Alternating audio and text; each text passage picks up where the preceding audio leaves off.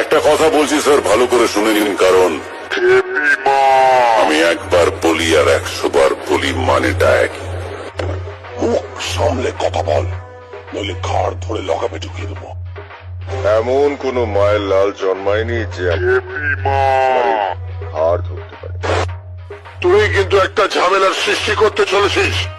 ভালো চাষ তো সরে যা, নাহলে পিছিয়ে